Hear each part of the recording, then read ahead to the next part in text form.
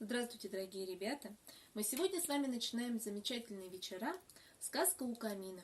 И первая наша сказка будет сказка о невоспитанном мышонке, которую написала Софья Прокофьева. Жил в лесу один невоспитанный мышонок.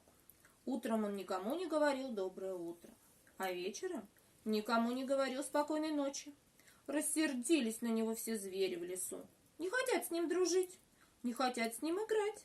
Ягодами не угощают, потому что невоспитанный мышонок. Грустно стало мышонку. Рано утром прибежал мышонок к девочке Маше и говорит: Маш, как мне помириться со всеми зверями в лесу? А Маша сказала мышонку: утром надо обязательно всем говорить «доброе утро», а вечером надо всем говорить «спокойной ночи». И тогда все будут с тобой дружить. Так и сделал мышонок. Побежал мышонок к зайцам. И всем зайцам сказал «доброе утро» и папе, и маме, и бабушке, и дедушке, и маленькому зайчонку. Улыбнулись зайцы и дали мышонку большую морковку. Довольный побежал заяц дальше, к белкам. Всем белкам сказал тоже «доброе утро». И папе, и маме, и бабушке, и дедушке, и даже маленькому бельчонку. Засмеялись белки, похвалили мышонка. Долго бегал мышонок по лесу, всем зверям, большим и маленьким, сказал «доброе утро». Побежал мышонок к лесной птице. Свила гнездо лесная птица на самой верхушке высокой сосны. «Доброе утро!» — крикнул мышонок.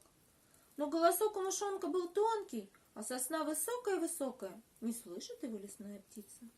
«Доброе утро!» — изо всех сил крикнул мышонок. Все равно не слышит его лесная птица. Делать нечего. Полез мышонок на сосну. Трудно лезть мышонку. Цепляется лапками за кору, за ветки. Проплыло мимо белое облако. «Доброе утро!» — крикнул мышонок белому облаку. «Доброе утро!» — тихо отвечало белое облако.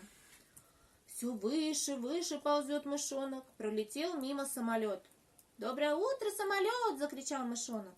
«Доброе утро!» — громко прогудел самолет.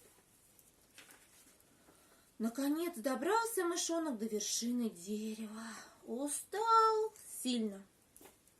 «Доброе утро, лесная птица!» — сказал мышонок. «Ох, как долго я до тебя добирался!» А лесная птица засмеялась. «Спокойной ночи, мышонок! Посмотри, уже темно, уже ночь наступила, уже пора всем говорить спокойной ночи». Посмотрел мышонок вокруг.